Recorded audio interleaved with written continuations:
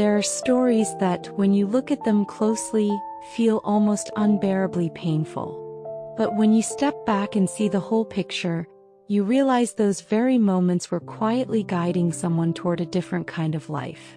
This is one of those stories. Bethany Hamilton grew up on the quiet shores of Hawaii, a place where the ocean breathed in and out like a heartbeat. Her parents were surfers, and she touched the water long before she learned to run. While other children built sandcastles, Bethany chased waves, small ones at first, then bigger ones, until people began saying she was a child meant for something extraordinary. Surfing wasn't her hobby. It was her language, her home, the place where her heart opened effortlessly. And then, on a morning that looked just like any other, everything changed. Bethany was lying on her board, warm sunlight resting gently on her face, when a shadow moved beneath the water. There was no warning, only a sudden violent pull and the feeling of her world splitting open. It was a shark. In that single moment, her left arm was gone, and the ocean that had always held her became a place of fear and silence. As she drifted in and out of consciousness, she heard her friends calling her name, pulling her toward life.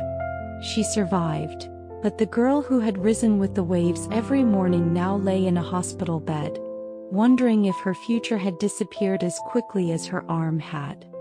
For a while she couldn't find the strength to ask the question echoing at the bottom of her heart. Will I ever surf again? No one could answer. Time passed quietly, and one day at a church gathering an older girl sat beside her and spoke gently. Bethany, we're going on a mission trip to Thailand. Would you like to come with us? Before the accident, Bethany would have said no. She had competitions, training, goals lined up like stepping stones. She couldn't afford to pause even for a moment. But the accident had changed more than her body. It had shaken the map of her life so deeply that standing still felt impossible. So she took a slow breath and said yes. Thailand was a place still carrying the scars of the tsunami. Homes lay in pieces along the sand. Children wandered the ruins with eyes that held stories too heavy for their age. Bethany spent her days playing with them, holding their hands, helping them step close to the water again even when their small bodies trembled with fear. One afternoon, a young boy looked at her empty left sleeve and asked in a whisper, "Weren't you scared of the ocean too?" Bethany turned toward the waves.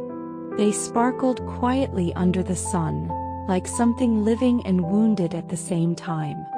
"Yes," she said softly. "I was scared. But when I stepped closer, I realized the ocean has its scars too."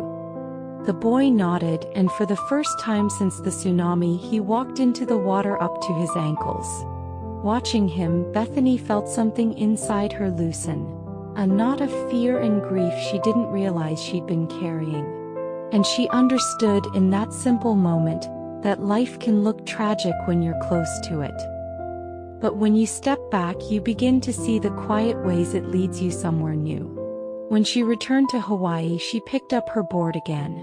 Learning to surf with one arm felt like beginning from nothing, new balance, new strength, new courage. But step by step, wave by wave, she found her way back. Soon she was competing again, riding waves with a grace that stunned the world, not in spite of her loss but through it. Time continued to move, and Bethany eventually fell in love, married, and built a family of her own. Her life didn't return to what it was before, it became something different, something deeper. Because she learned that we are not defined by what we lose, but by how we choose to rise again. And maybe that is the quiet truth of her story, that a wound can become a doorway, and a broken path can open into a brighter one if we have the courage to take just one more step. So tonight, as you let your thoughts settle and the world around you grows softer, I hope her journey reminds you of this. Even when life pulls you under, your story isn't over. You can rise again in your own time, in your own way, on your own wave. Rest well. You deserve a peaceful night.